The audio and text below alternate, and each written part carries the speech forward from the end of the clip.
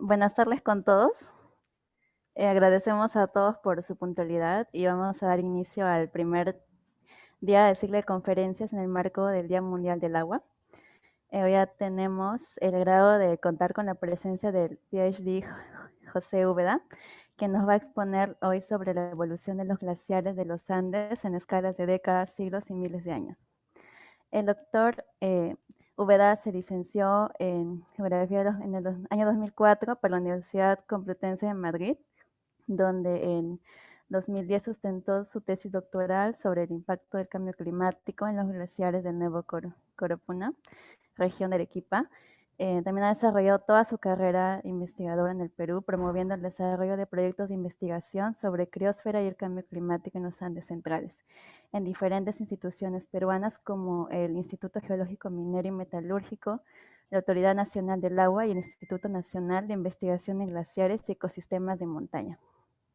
Actualmente es profesor en el Departamento de Geografía de la Universidad Complutense de Madrid, manteniendo su participación en proyectos de investigación en el Perú.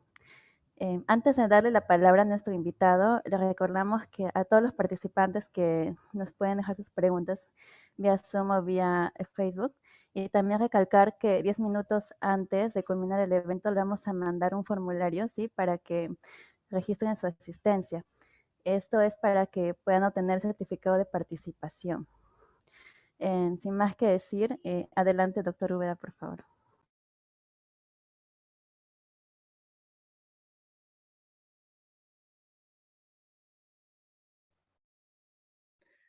Hola, buenas. Voy a compartir pantalla lo primero para confirmar que todo funciona. Me imagino que se me escucha porque si no me diríais algo. Y a ver si puedo ver, compartir pantalla. Eso, tengo dos pantallas, me llevo a una pantalla. Muy bien. Ahora me imagino que estáis viendo la presentación de diapositivas. Vale. Entonces, bueno, muchas gracias,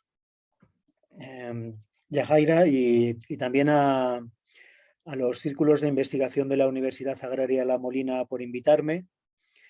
Gracias por la introducción. Te ha faltado decir que tengo DNI peruano también, 49006446.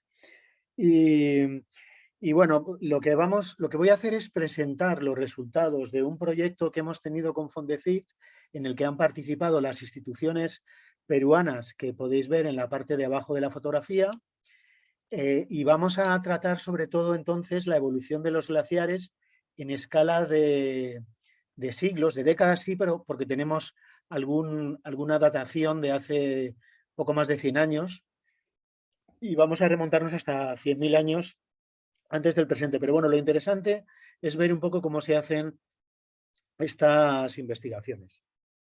Y luego, pues, por supuesto, responder a todas las preguntas que hayan. Esto es la Laguna 513. Tal vez haya personas que estén participando en la exposición que hayan estado, si no les recomiendo que vayan.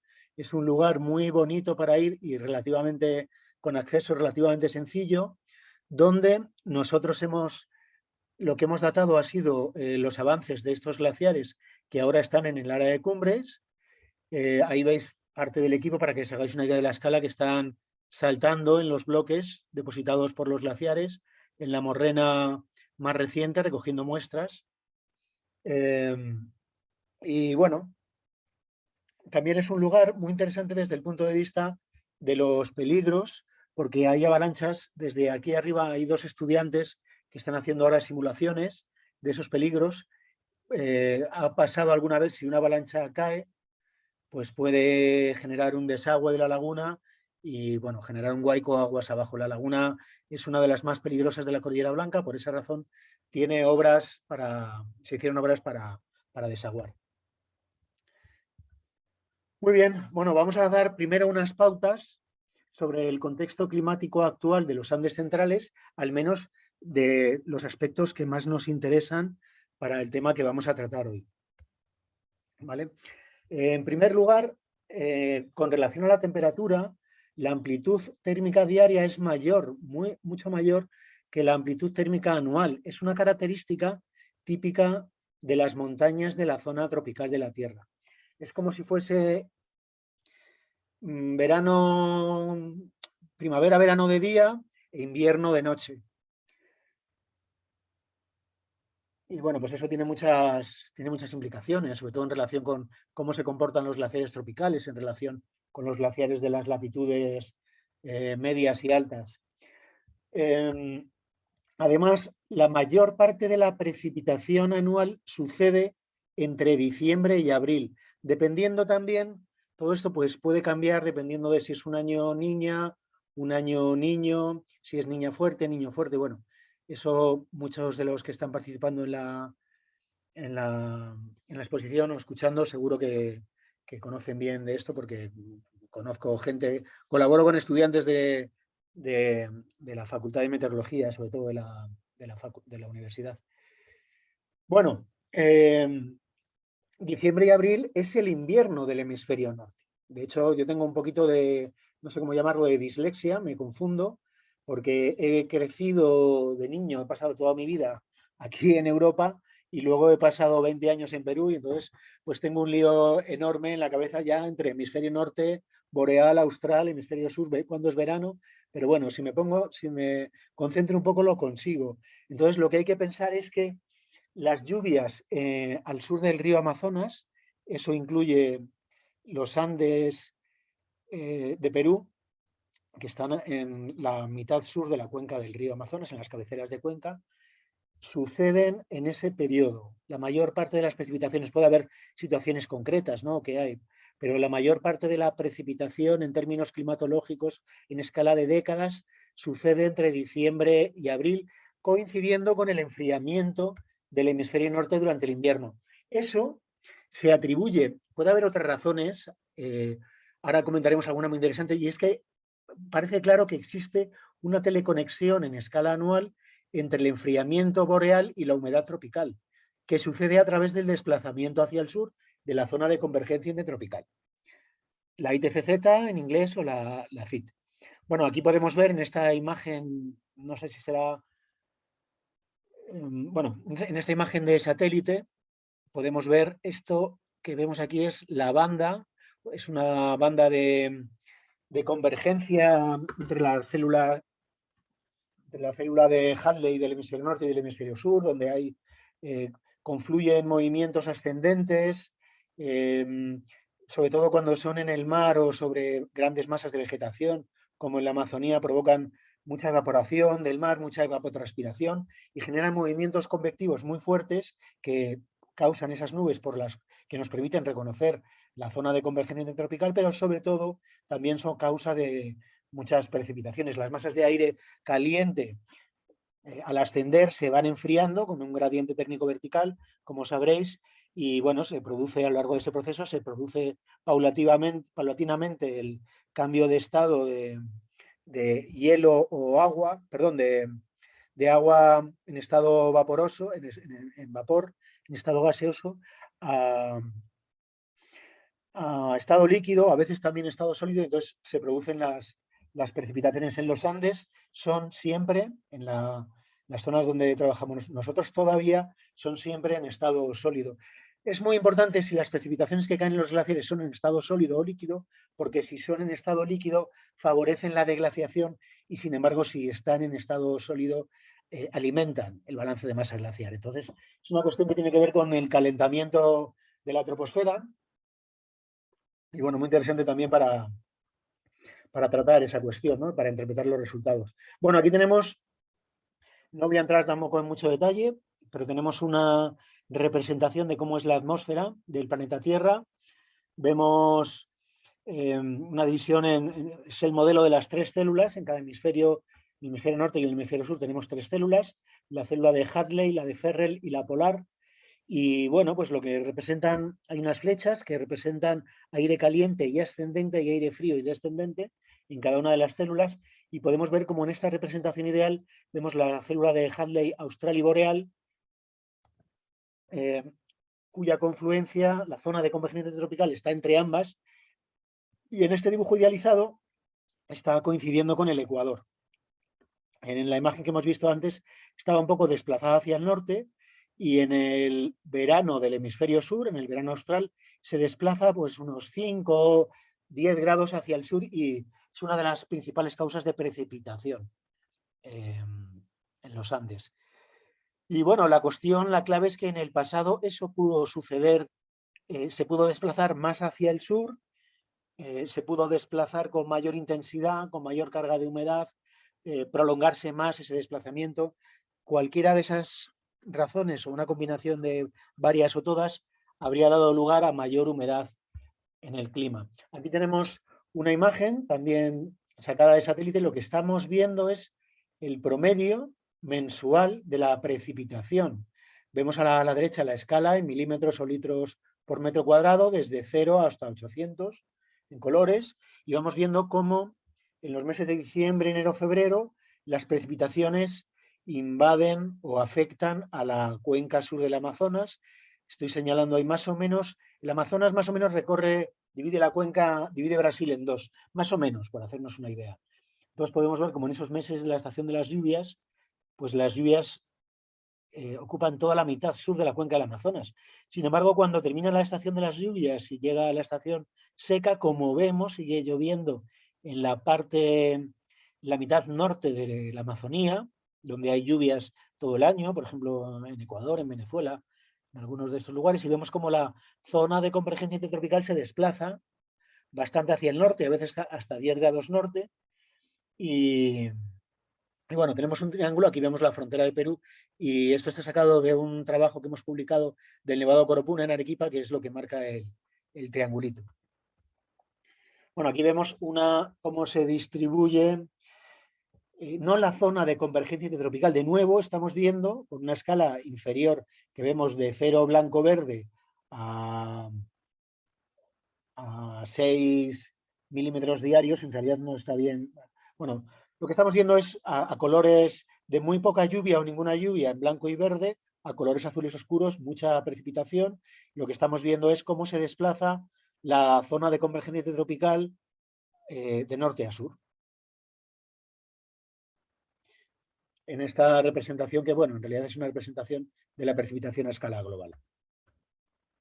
Muy bien, entonces tenemos un enfriamiento boreal en el invierno del hemisferio norte, diciembre, enero, febrero, marzo. Estamos ahora hemos entrado justo en la primavera ahora, pero hemos entrado con una ola de frío. Una cosa es la primavera astronómica y otra cosa es cómo suceda cada año la primavera, el verano, el invierno, igual que pasa en Perú, aunque bueno, con diferentes escalas y diferentes procesos. Ese enfriamiento boreal, el enfriamiento del hemisferio norte, yo creo que es que produce una especie de dilatación de la masa de aire que hay en la troposfera, entonces se ensancha, se dilata ese enfriamiento y por eso se desplaza hacia el sur la zona de convergencia intertropical, que además es uno de los componentes de lo que se denomina el monzón de verano de Sudamérica, que provoca no solo un mayor desplazamiento hacia el sur de la zona de convergencia intertropical, sino también un aumento de la humedad de los Andes centrales, y nosotros pensamos, nosotros y mucha gente, que es causa de los avances glaciares y también causa de la deglaciación, cuando se dejan de dar las circunstancias que propiciaron la máxima expansión glaciar, sucede lo contrario y los glaciares retroceden. Entonces, bueno, vamos a ver unos proxies paleoclimáticos en estas diapositivas. Mirad, esto es un cronograma, mirad en los ejes. Tenemos en el eje X, en el eje horizontal, una escala de 0 a 30.000 años en kiloaños. Cada barra vertical son 1000 años antes del presente. Y en las dos escalas verticales tenemos a la izquierda el enfriamiento con respecto al presente. Debería haber puesto una línea negra ahí, donde está el 0, pero es el enfriamiento con respecto al presente de los siguientes proxies. De la temperatura del Atlántico Norte, donde está marcado el 1 en un sondeo, son temperaturas deducidas de sedimentos en el fondo de los océanos. En el fondo de los océanos, a gran profundidad, puede que 2.000 metros, 3.000 metros de profundidad, en el fango que se acumula en el fondo, hay series muy buenas en las cuales a través de fósiles, por la especie de los fósiles, que unos soportan más o menos temperaturas por proporciones de determinados componentes químicos en las conchas, se puede reconstruir de manera indirecta cómo era la temperatura en el pasado. Y entonces aquí vemos en color rojo la temperatura del Atlántico Norte y en color naranja del Pacífico Sur Oriental, en la costa de Chile. Son dos corrientes, dos lugares muy especiales. Una es la corriente del Golfo y otro es la corriente fría de Humboldt. Entonces, los cambios que se pueden observar en esas temperaturas pues son muy interesantes. Y luego también vemos en el número 3, vemos un proxy de precipitación, un proxy muy bonito que hay, que es la presencia de plancton, de agua dulce en los sedimentos del lago Titicaca. Durante los últimos 5.000 años, podemos ver en la curva azul, que es la que representa el plancton, durante los últimos 5.000 años no ha habido, 4.000 años, no ha habido plancton en el lago Titicaca. Pero en el registro estratigráfico sí que se observa una expansión muy grande del plancton. ¿A qué se debe esa expansión? A la presencia de lagos. No solamente el lago Titicaca hoy en día es un lago endorreico que recibe aportes de muchos cauces fluviales, pero expulsa poco agua. Entonces, bueno, se van acumulando las sales, es un lago muy salino y estas especies de plancton son muy sensibles a la sal, a la salinidad del agua. Por eso no están. Entonces, bueno, pues vemos que ha habido una expansión. ¿Qué podemos ver durante esos 30.000 años? Bueno, otro indicador muy bueno de humedad es la presencia de paleolagos en el Salar de Uyuni, en Bolivia. Más o menos me imagino que todo el mundo se puede imaginar la geografía de Perú y Bolivia. Sabemos dónde está el Titicaca, sabemos dónde está el Salar de Uyuni, puede que esté a unos 500, 1.000 kilómetros hacia el sur. Todo eso llegó a estar ocupado en el máximo, la transgresión del lago Tauca. Ha habido varios paleolagos definidos. Llegó a tener un lago de 120 metros de profundidad en el centro y de unos 1.000 kilómetros de largo por 300, 400 kilómetros de ancho, todo eso rodeado por montañas cubiertas por glaciares y en principio sin que hubiese humanos, porque el poblamiento de América, ha habido ahora algunos datos nuevos, pero sucede muy tardíamente en el 12.000, más o menos antes del presente. Pero bueno, esas áreas grises lo que están marcando es la presencia de lagos, de esos lagos en el altiplano de Bolivia y en muchos casos enlazando con el lago Titicaca, en el altiplano de Bolivia, Perú, en el altiplano andino. Y luego, finalmente, lo que hemos hecho también es marcar los eventos fríos del hemisferio norte. Estos eventos son muy conocidos, el Younger Dryas, el 8.2K, Younger Dryas, Heinrich I, Heinrich II, Heinrich III. Esos eventos se deben a la interrupción de la corriente termohalina cuando la deglaciación del hemisferio, en el hemisferio norte, la deglaciación del gran glaciar regional que había en América del Norte provocó, y también en Groenlandia, provocó un aporte enorme de agua dulce que llegó a bajar la salinidad de la corriente termohalina e interrumpir la corriente termohalina, que, como me imagino sabréis, pues es uno de los principales mecanismos de distribución de calor entre los trópicos y las zonas de las altas latitudes. Entonces, cuando se interrumpe la corriente termohalina, se dan episodios fríos muy bruscos de 1.000, 2.000 años de duración, que están muy bien estudiados, se denominan eventos Heinrich o el Younger Dryas también. Y lo que hemos hecho aquí, en lugar de marcar fechas de testigos de hielo en la Antártida o en Groenlandia, donde están muy bien datados, lo que hemos hecho ha sido marcar picos negativos de la temperatura del hemisferio norte y así hemos visto la señal de esos. Aquí tenemos la señal del Heinrich II, hace 24.000 años, del Heinrich I hace 18.000 años, del Younger Dryas hace 11.000. Y si os fijáis, gráficamente podemos ver cómo sí que existe una correlación entre los eventos Heinrich en el hemisferio norte y el comienzo, la transgresión, la aparición de lagos en el altiplano de Bolivia y Perú, así como con la expansión del plancton de agua dulce. Y luego, pues también otros detalles interesantes que vemos es que la temperatura del hemisferio norte y la temperatura del hemisferio sur tienen un contraste muy importante. Ese contraste ha sido señalado por diferentes autores como una de las causas de ese desplazamiento hacia el sur de la zona de convergencia intertropical. Entonces, finalmente está señalado el último máximo glaciar, deducido del nivel global de los océanos, que es un indicador muy bueno. Dentro del último ciclo glacial, que son los últimos 100.000 años del Cuaternario, el momento más frío ha sido más o menos desde hace 30.000 hasta hace 19.000 años antes del presente. Bueno, aquí lo tenemos señalado entre 26.000 y 19.000 años, aunque las dataciones glaciares lo remontan más atrás.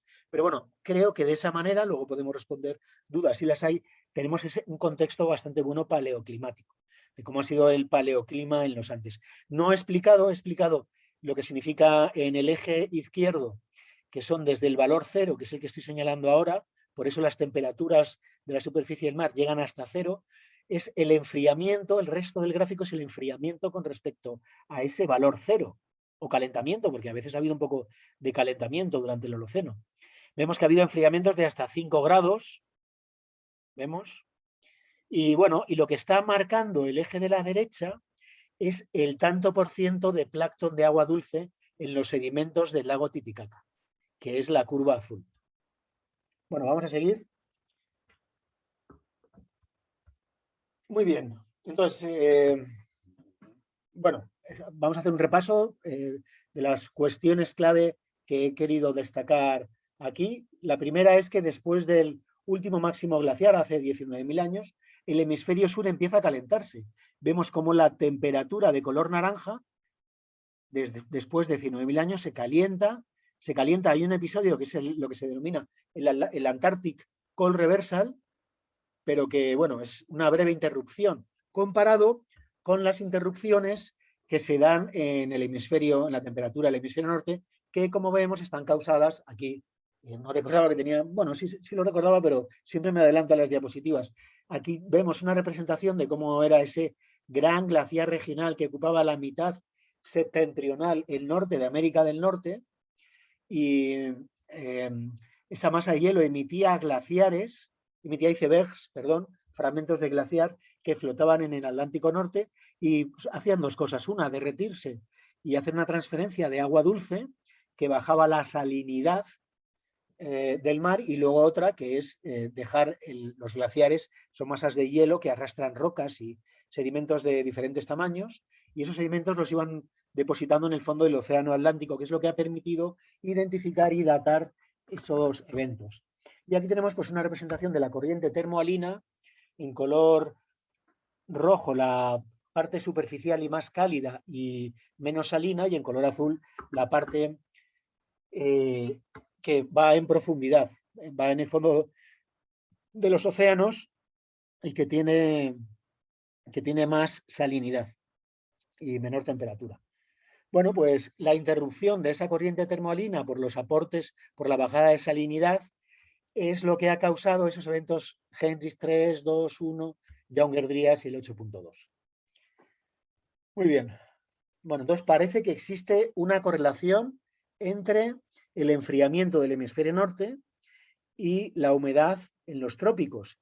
Eso ocurre anualmente ahora, pero estamos hablando de una correlación en escala de cientos y miles de años, y además una influencia mucho más fuerte porque provocó que los glaciares avanzasen. Por citar, el Nevado Coropuna tiene hoy en día 45 kilómetros cuadrados de glaciares, más o menos. Es la masa de hielo tropical más grande de la Tierra, o el glaciar más grande de los trópicos, pero es que hace 20.000 años tenía más de 500 kilómetros cuadrados. Entonces, bueno, pensamos que existe esa teleconexión, es una hipótesis, entre el enfriamiento boreal y la humedad tropical a través de la zona de convergencia intertropical en escala de miles de años. ¿Cómo podemos comprobar esa hipótesis? Bueno, hay muchos autores que han hecho trabajos a través de diferentes estrategias de investigación que precisamente nos permiten comparar nuestros datos con los datos de otros. Nosotros lo que hemos hecho ha sido datar las fases de avance de los glaciares. Los glaciares damos por hecho que avanzan cuando la temperatura es más fría, pero sobre todo en los trópicos, y en los trópicos peruanos más, porque son glaciares muy sensibles a los cambios de humedad. Los glaciares avanzaron cuando el clima era más húmedo, y retrocedieron cuando el clima era más árido. ¿Cómo podemos hacer eso? Bueno, pues nos basamos en un tipo de dataciones que creo que vais a entender bien, que consiste en medir los cambios en las superficies de las rocas provocados, cambios geoquímicos, la aparición de determinados isótopos, isótopos de berilio 10, isótopos de cloro 36, que son unos tipos de isótopos generados, mayoritariamente generados por la radiación cósmica.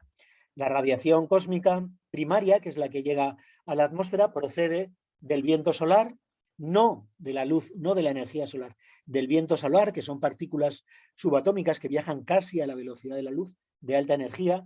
Procede también la radiación cósmica de explosiones de estrellas supernova, de estrellas que superan el tamaño del Sol en 2 o 3 veces, incluso algunas 20, 30 veces, y esas estrellas, en lugar de vivir 10.000 años, como se estima que va a vivir el Sol, estamos ahora mismo en la mitad de ese tiempo, esas estrellas viven 20 millones de años y explotan, liberando es un proceso muy energético que libera radiación cósmica al cosmos. Y luego también pues, hay otras fuentes desconocidas. Si levantáis la mano ahora, yo estoy levantando la mano aquí en mi casa, si estuviésemos, ojalá podamos dar esta charla en la universidad pronto, levantaría la mano y entonces ahora tengo la mano levantada, más o menos 10 rayos cósmicos pueden haber atravesado la palma de mi mano en lo que está durando esta conversación. De los de baja energía del viento solar. Los de alta energía se estima que puede caer uno en 100 años en 100 kilómetros cuadrados. Para que nos hagamos una idea, ¿qué pasa? Que la atmósfera de la Tierra y el campo geomagnético terrestre descomponen la radiación cósmica primaria en radiación cósmica secundaria. Es lo que representan esos gráficos. Nos muestran la montaña más alta de Europa, el Mont Blanc, como referencia. Y bueno, pues esa radiación cósmica primaria se descompone en radiación cósmica secundaria, que es la que llega a mi mano o llega a la superficie de una roca y provoca esos cambios geoquímicos, esos cambios, esa aparición de isótopos, que es lo que nosotros medimos en las rocas. Afortunadamente, el campo geomagnético y la atmósfera desvían la radiación cósmica, porque si no, no habría vida en la Tierra. Bueno, otra cuestión muy interesante, como consecuencia de la disposición del planeta, la inclinación del eje terrestre y el espesor de la troposfera, que es mayor, unos 16 kilómetros más o menos, en los trópicos y menor en los polos, resulta que la radiación cósmica es mayor en bajas latitudes. Y además, por una cuestión de proximidad al área fuente, la radiación cósmica es mayor en altas altitudes. Es decir, que los Andes de Perú son un lugar idóneo para emplear estos métodos. Bueno, entonces vamos a entender primero una hipótesis de cómo, una representación, cómo responden los glaciares a los cambios climáticos. Los dos factores claves son la temperatura, que permite que el agua esté en estado sólido o líquido, y la precipitación, que aporta agua al glaciar. Y como he dicho, lo que es importante es que el agua esté en estado sólido, porque si le echas agua líquida a un cubito de hielo, se derrite.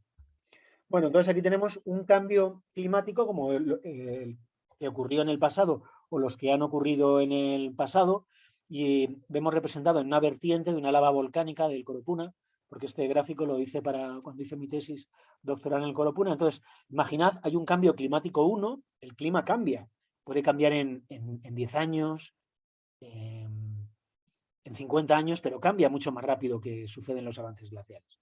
Lo primero que pasa entonces es que empieza a caer, a acumularse más hielo en cabecera, aumenta la masa de hielo glaciar y el hielo se desliza vertiente abajo impulsado por su propio peso. Eso es lo que es un glaciar, una definición de glaciar que me gustó mucho, que escuché una vez en un argentino. Y el glaciar además es un fluido de alta densidad que, como veis, va arrastrando rocas de todos los tamaños, las incorpora dentro del flujo, pero también las arrastra en los laterales y en el frente. Es como cuando vas a la playa y imaginad, pones el pie en la arena y empujas el pie un poquito hacia adelante, la arena se acumula alrededor del pie. Ahí lo que tenemos, el pie, sería el glaciar y el montoncito de arena que hay alrededor del pie, pues serían las morrenas glaciares. Llega un momento en el que el glaciar alcanza un estado de equilibrio con el clima y ya no avanza más. Esto hipotéticamente. Pero luego sobreviene un cambio climático, así es como fluctúan los glaciares, como el que está ocurriendo ahora, en el cual, como consecuencia de un calentamiento del clima o de una reducción de la inhibición, el glaciar retrocede, se deshiela, como estáis viendo ahí, y puede incluso llegar a desaparecer. Pero nosotros podemos sacar muestras porque desde el momento en que el glaciar, fijaos en la fase 3, dejó esa roca depositada en esa posición, si nosotros con una adecuada interpretación geomorfológica podemos afirmar que esa roca lleva ahí expuesta a la radiación cósmica desde que el glaciar la dejó, podemos hacer un cuenteo de los isótopos cosmogénicos que tiene por gramo de muestra y luego deducir el tiempo que lleva expuesto a la radiación cósmica, ese bloque. Y lo mismo, eso cuando el glaciar, desde que el glaciar avanza y deja un bloque en una posición. Pero lo mismo pasa con los lechos sobre los que circulan los glaciares, el fondo del valle. Porque el glaciar con la arena, con la grava, los cantos, las rocas, los bloques, rocas de diferentes tamaños, lo que hace es que pule y araña el lecho glaciar sobre el que circula, dejando unas superficies muy características que podemos también datar, pero lo que datamos siempre es la exposición a la radiación cósmica. Cuando estaba cubierto por el hielo, lógicamente no había incidencia de la radiación cósmica. Cuando se retira el glaciar, los rayos cósmicos afectan al lecho y empiezan a producir la aparición de esos isótopos. Lo vamos a ver bien ahora en unas fotos. Pero antes, unas claves de la investigación es que lo primero, recapitulando, la radiación cósmica genera cambios geoquímicos en la superficie de las rocas. En este caso, nosotros hemos hecho el recuento de isótopos de berilio 10, pero hay otros isótopos que se pueden utilizar en otras circunstancias. Si contamos la cantidad de isótopos que hay en por gramo de muestra, podemos saber cuánto tiempo lleva expuesta una superficie a la radiación cósmica, porque hay unas tablas de conversión, hay estudios que han determinado cuál es la tasa de producción de isótopos cosmogénicos en los Andes o en otros lugares del mundo. Nosotros utilizamos los estudios de los Andes, teniendo en cuenta la latitud, la altitud de los Andes, pues se tienen unas tablas y podemos deducir el número de años de exposición a la radiación cósmica de la cantidad de isótopos cosmogénicos que ha generado esa exposición. Bueno, entonces la edad de exposición de un bloque morrénico como el que podéis ver ahí, aquí vemos la morrena, esto es en las morrenas más bajas que hay en Hualcán, esta tiene unos 30.000 años, podemos ver, es una forma del relieve muy característica. Recordad que antes os he invitado con vuestra imaginación a empujar, estoy seguro que lo habéis hecho, yo lo he hecho. Imaginad vuestro pie en la arena de la playa empujando hacia adelante y acumulando arena a los lados. ¿Qué pasa si luego retiras el pie? Que esa arena queda acumulada alrededor del pie. Y eso es, nosotros nos subimos a la morrena, ese montículo se llama morrena, y buscamos bloques grandes para asegurarnos que hayan estado siempre en esa posición, que no hayan estado cubiertos por sedimentos y por lo tanto que la acumulación de radiación cósmica corresponda al momento en el que el glaciar deja ahí el bloque y se ha quedado ahí todo el tiempo. Pero luego también tenemos los lechos rocosos pulidos. Fijaos qué bonitas son unas superficies muy bonitas, pulidas por los glaciares. Los glaciares son muy densos, se llevan todo, el suelo, las rocas, todo lo que hay, y a veces son capaces hasta de arrancar una parte del lecho rocoso pulido, pero no muchas veces. Lo que hacen es pulir, literalmente pulir con arena, llevan partículas de muchos tamaños, con la arena pulen, arenas de cuarzo muy duras, pulen las superficies. Entonces, si sacamos una muestra de aquí, de hecho me acuerdo, lo vamos a ver luego, pero esta muestra dio 30.000 años y la muestra de leche rocoso pulido dio 2.000 años. Valle abajo podemos ver la laguna de Rajupáquina, luego lo vamos a ver también en otra imagen, pero aprovecho para señalarlo. Fijaos cómo tiene una morrena que cierra la laguna. En realidad son varias morrenas pegadas unas con otras, porque son varios miles de años de avances. Luego hay otras morrenas valle abajo, podéis ver ahí, y otras morrenas más abajo todavía. Bueno, entonces las áreas de estudio del proyecto, para este proyecto determinamos 3 áreas de estudio. Una era el Nevado Hualcán, en la Cordillera Blanca, a 9 grados de latitud sur. Otra es la Cordillera Paracacá, a 12 grados de latitud sur. Y otra la Cordillera Chila, en Arequipa, a 16 grados de latitud sur. La latitud es clave porque a medida que nos desplazamos hacia el sur, nos acercamos hacia el área fuente de la corriente de Humboldt y nos alejamos del área fuente de la precipitación. La Amazonía, el clima de Perú es cada vez más árido, una tendencia que se observa de este a oeste y que nosotros en este caso hemos detectado de norte a sur. Muy bien, aquí vemos una superficie en la cual pues tomamos los primeros centímetros de roca, aproximadamente 2 kilos, y luego con eso ¿qué hacemos? Pues lo primero que hacemos es moler y tamizar. Molemos, fracturamos la roca, la machacamos y luego lo que hemos machacado lo pasamos por un tamiz para quedarnos con un determinado tamaño de roca, que es más o menos entre, entre 1 y 0,250 milímetros de tamaño. Eso lo llevamos a un separador magnético y resulta que todos los minerales tienen propiedades magnéticas, son atraídos por un imán, excepto dos, el cuarzo y el feldespato. Pasamos por el imán, todos esos materiales van cayendo por aquí por una vertiente y el imán va pegando y llevando hacia un recipiente todos los cuarzos y feldespatos, perdón, todos los materiales magnéticos, los minerales magnéticos, y nos deja al final de la pendiente en un vasito, nos deja los cuarzos y feldespatos, que además nosotros miramos por la lupa para controlar.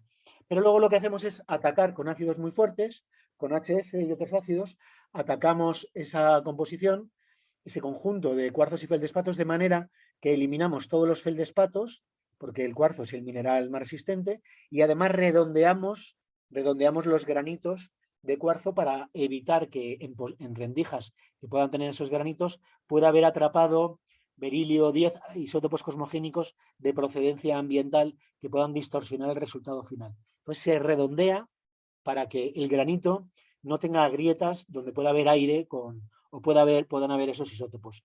Hay que tener mucho cuidado porque para eso es importante el tamaño de la roca para permitirnos llegar a este punto, pero tampoco queremos disolver completamente los granos de cuarzo porque nos quedaríamos sin nada. Y luego lo que se hace en el laboratorio es jugar con diferentes procesos químicos de precipitado, de centrifugado, bueno, diferentes operaciones para al final quedarnos solo con los óxidos de berilio 10. De hecho, hay otros componentes que pasan también, esto que vemos aquí es un acelerador de partículas relativamente pequeño, aunque es grande, es como una cancha de baloncesto que hay en Francia, y lo que hace este aparato es lanzar el óxido de berilio, por un lado, que es al final de todo el proceso lo que tenemos, y eso lo lanza por aquí, se le somete a unas corrientes de 4 millones y medio de grados, perdón, de voltios, se disparan y al final se van desviando unos elementos y otros, los que quedan, y en definitiva al final hay una plancha donde sabemos que solo golpean los átomos de berilio 10. Así hacemos el recuento de átomos de berilio 10 presentes en un gramo de muestra y luego eso lo pasamos con unas tablas de conversión, lo pasamos a miles de años antes del presente. Voy a mostrar rápidamente los resultados. No sé qué tal andamos de tiempo, pero bueno, tampoco, pero vamos bien. En la presentación vamos ya por la diapositiva 16. Primero voy a mostrar el clima de los últimos 400.000 años. Si os fijáis, en el eje inferior tenemos 400.000 años. Voy a mostrar tres proxies muy buenos que se utilizan y que nos pueden nos pueden indicar cómo ha sido el clima y además qué causas pueden haber provocado los cambios climáticos de los últimos 400.000 años. Primero tenemos una curva de partículas de CO2, de dióxido de carbono, partículas por millón con respecto al presente. Y como vemos, siempre ha oscilado entre menos de 300 y más de 200. Eso permite un efecto invernadero que evita que la Tierra esté 15 grados bajo cero y congelada por la posición en la que está con respecto al Sol, pero hay un efecto invernadero natural. Eso ha tenido también unas oscilaciones climáticas durante el Cuaternario de origen natural, que han provocado la alternancia entre fases glaciares, fases con mayor cantidad de agua en estado sólido en las montañas y en las altas latitudes, en los glaciares de la Antártida o en algunos continentes, y fases como la actual, donde esa proporción de hielo sólido es mucho menor y el nivel del mar sube además. Hay una correlación con el nivel del mar que vemos aquí en cero. Cero es la parte de arriba. Estamos ahora con el nivel del mar muy alto, pero ha bajado hasta 120 metros con respecto al presente. Y eso ha hecho cambiar las costas, claro. Y luego también pues vemos una estimación de la temperatura global y como vemos hay una relación de la temperatura con el CO2 y del nivel del mar con la temperatura. Porque la temperatura cambia, el estado provoca que haya mayor cantidad de agua en estado sólido si tiende a ser más fría o en estado líquido si tiende a ser más cálida. Bueno, es un contexto de los últimos 400.000 años y nosotros las edades más antiguas las tenemos localizadas en los últimos 100.000. más o menos por aquí. Aquí veis, tenemos el último máximo glaciar, es este pico, el más frío de los últimos 400.000 años, como veis, o por lo menos seguro de los últimos 100.000. Desde ese Emian es el último ciclo glacial. Hay 1, 2, 3, 4 ciclos glaciares que duran más o menos 100.000 años. Bueno, mira, había puesto las rayitas para que, para que se viesen mejor los niveles. Ahora se ven muy bien. Fijaos, por cierto, como consecuencia de la revolución industrial y de eso no cabe ninguna duda, hay estudios químicos que diferencian perfectamente el dióxido de carbono de origen antrópico y el de origen natural.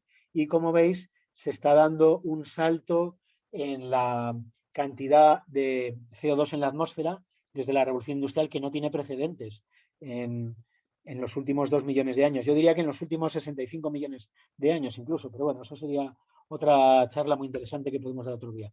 Vamos a ver los resultados. Bueno, ya hemos entendido que los glaciares cuando avanzan depositan morrenas, con la analogía que hacía con el pie y esos dibujos que he mostrado. Aquí, como vais a ver, primero hicimos una cartografía de morrenas y tenemos varios grupos de morrenas. M5, las más antiguas, M4, más recientes, M3, más recientes, M2, más recientes, y M1.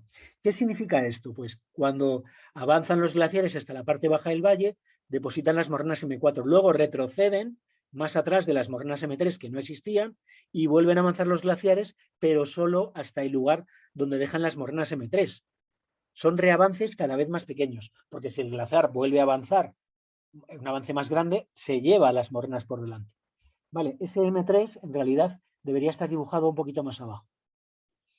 Y bueno, pues hemos datado esos grupos de morrenas y tenemos pues estas morrenas de aquí que son muy interesantes porque significan que todo este valle, todo estaba lleno de hielo y unos glaciares discurrieron por el valle lleno de hielo y desbordaron el valle generando estas morrenas hace 130.000 años. Las dataciones son de 130, 60.000 años, pero bueno, por diferentes cuestiones que no voy a entrar ahora, las edades más fiables son de 130.000 años, aunque puede haber habido algún reavance posterior ahí. De hecho, hay morrenas de algún reavance posterior. Pero a grosso modo, esa fase de avance glaciar ocurrió al comienzo del último ciclo glaciar. El último ciclo glaciar, recordar que es esta bajada de temperaturas que vemos aquí. ¿Vale? Desde el Emiense hasta el último máximo glaciar. Y lo que vamos a ver nosotros es la siguiente fase, M4 está aquí abajo, y luego todas las fases demás son reavances más pequeños que van interrumpiendo el proceso de deglaciación que ha caracterizado al Holoceno. Bueno, entonces veis, las morrenas M4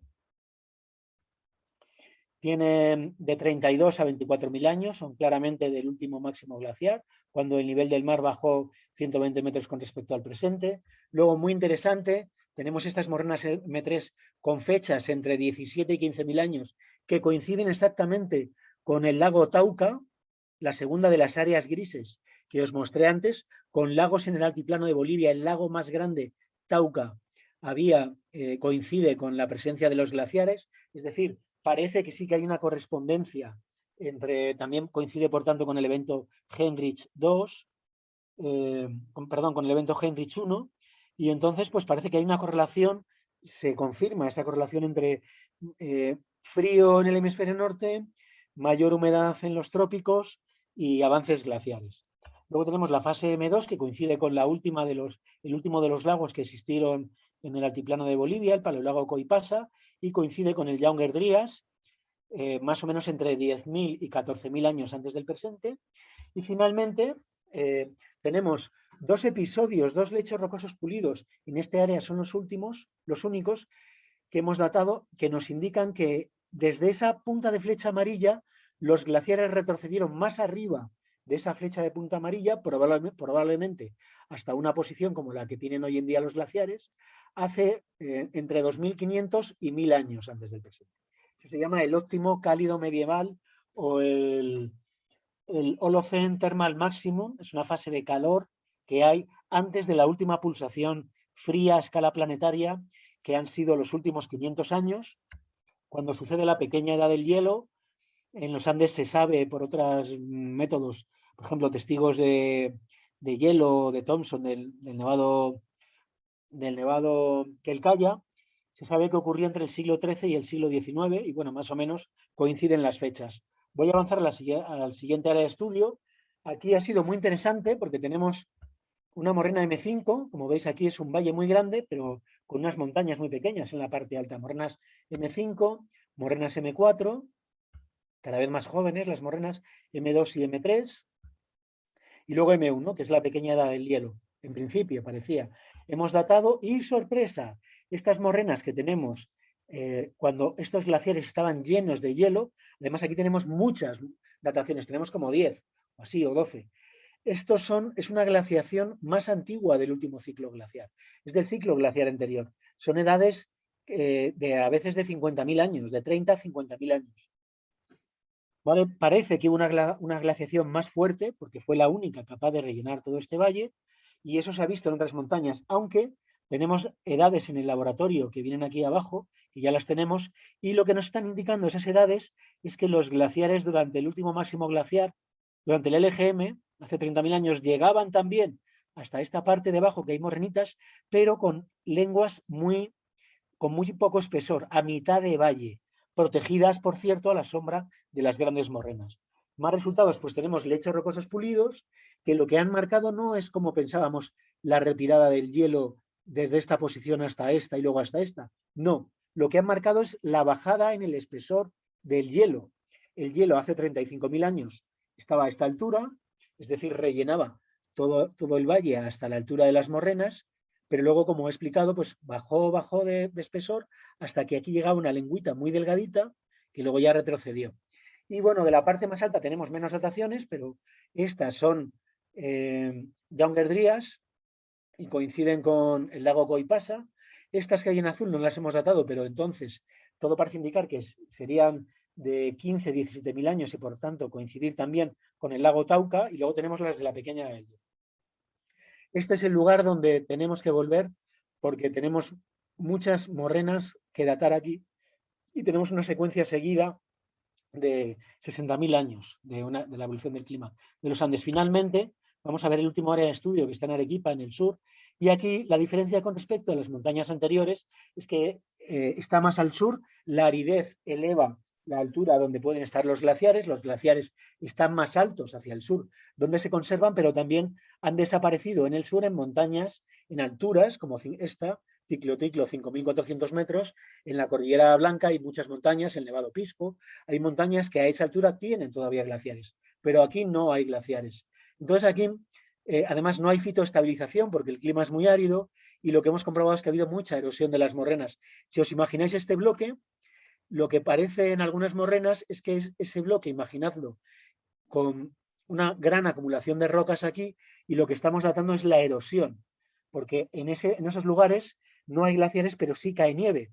Cuando cae la nieve se derrite y la escorrentía que provoca ese derretimiento de la nieve, como además no hay vegetación, apenas arrastra, va destruyendo esas morrenas. Bueno, fijaos que aquí los resultados, tenemos fases también M3, aquí, M2, y no hay M1 porque los glaciares ya no existían aquí cuando M1.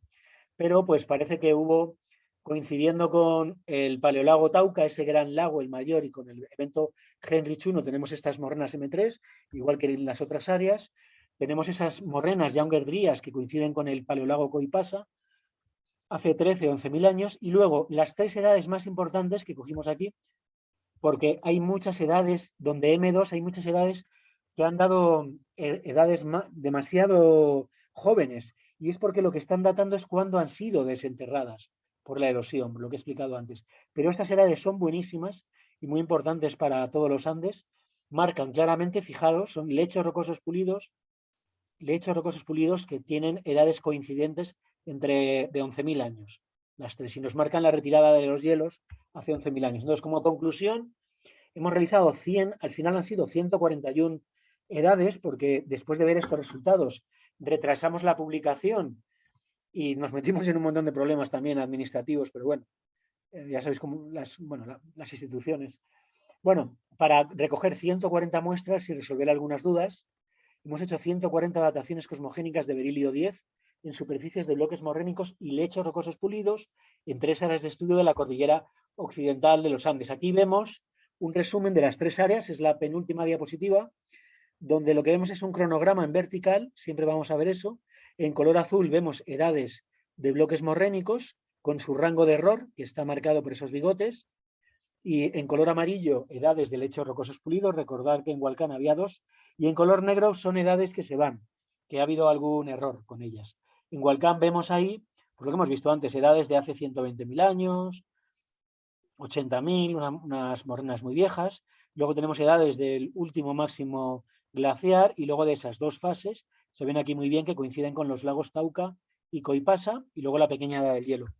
En Pariacaca vemos una secuencia muy larga, desde hace 46.000 años, muy continuada, y bueno, pues que tenemos que datar, tenemos pocos datos desde hace 20.000 años, que es donde tenemos que incidir la próxima vez, y muy buenos datos que nos marcan ese máximo avance glaciar anterior al último máximo glaciar, porque ocurre entre 35 y 60.000 años antes del presente. Recordad que ese último máximo glaciar es desde hace 30 hasta hace 20.000 años antes del presente.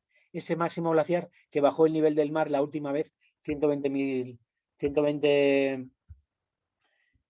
metros con respecto al presente. Y bueno, pues aquí lo que tenemos es todas esas edades, hay una deglaciación hace 11.000 años y lo que tenemos son los últimos avances glaciares coincidiendo también con el lago Tauca y el lago Coipasa, y todas esas edades negras que hay ahí, que están marcadas como edades no esperadas, porque lo que hemos descubierto es que están marcando cómo las morrenas eran erosionadas y los bloques que hemos datado estaban dentro de la morrena y han sido sacados fuera por la erosión. Que bueno, es un proceso muy característico. Cuando se retiran los glaciares, se generan los procesos que tienen que ver con los ciclos de congelación y deshielo. El agua se congela durante la noche y se deshiela durante el día, y son ciclos muy agresivos que desencadenan procesos geodinámicos o geomorfológicos muy agresivos y con gran capacidad de erosión. Bueno, pues esto ha sido todo. Muchas gracias y creo que tenemos tiempo para, ojalá, para haya despertado el interés de algunas preguntas.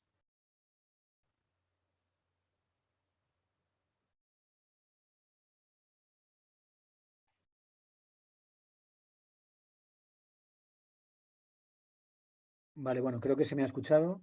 Sí, muchas gracias por su presentación. Estuvo muy buena. Y bueno, ahora quisiera pedir a los participantes si es que tienen algunas preguntas. Bueno, tanto por Zoom, me pueden dejar en el chat y en Facebook en los comentarios. Y también se va a enviar el link, un formulario para que puedan anotarse y eso, ¿no? Para tener en cuenta el certificado. Va a estar activo por 10 minutos.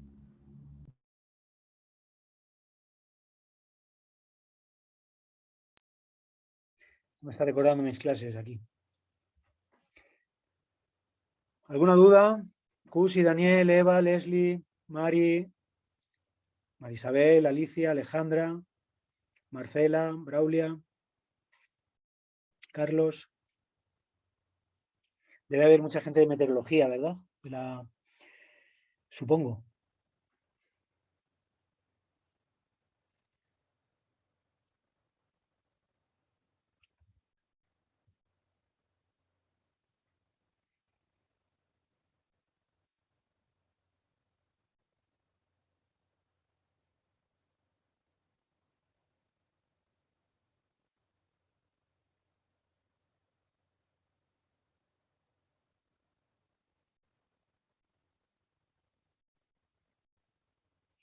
Toda esta Hay información es... una pregunta, sí, Adelante, adelante, adelante.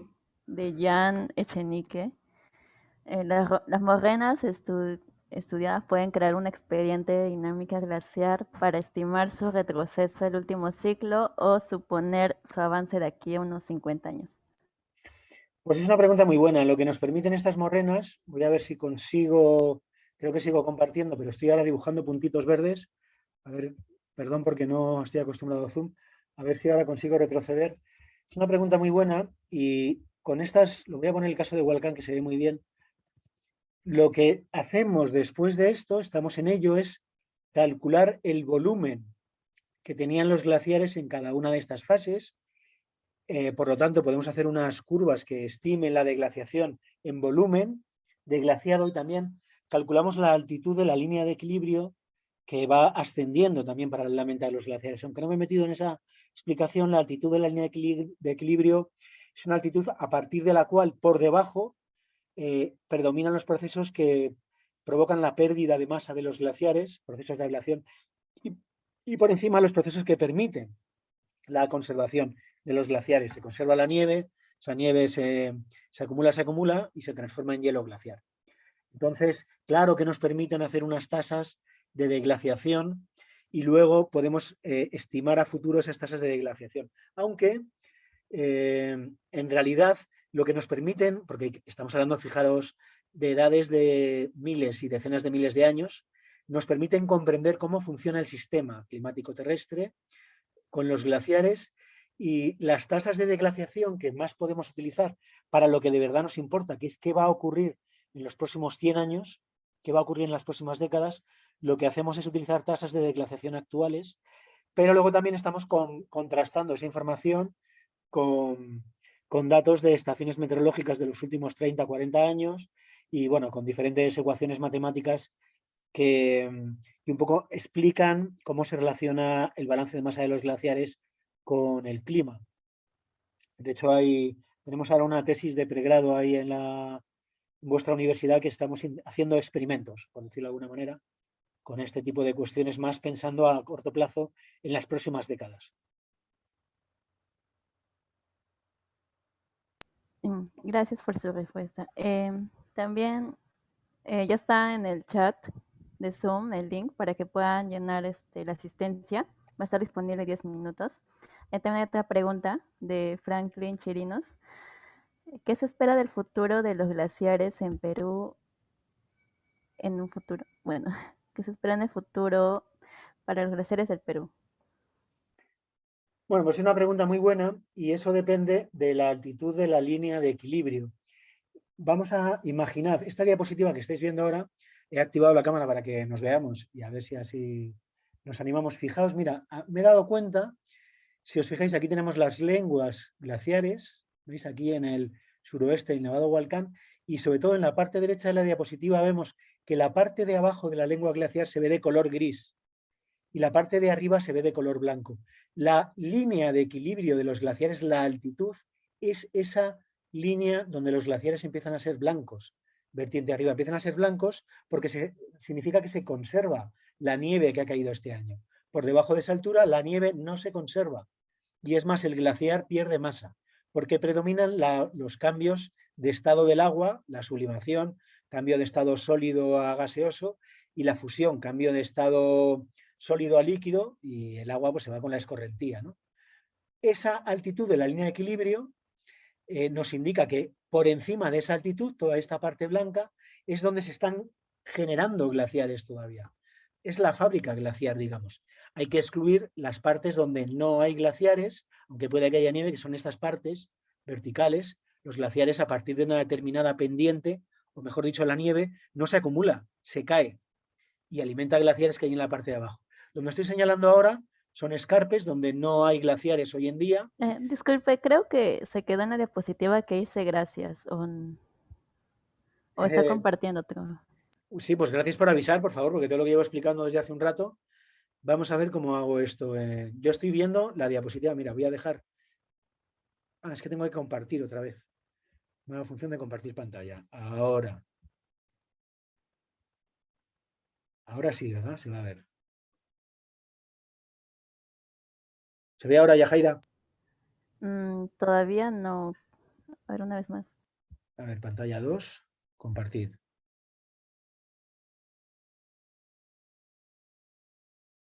Ah, es que tengo su función de compartir pantallas está en pausa. Vale, ahora he dejado de compartir pantalla. Voy a volver a compartir.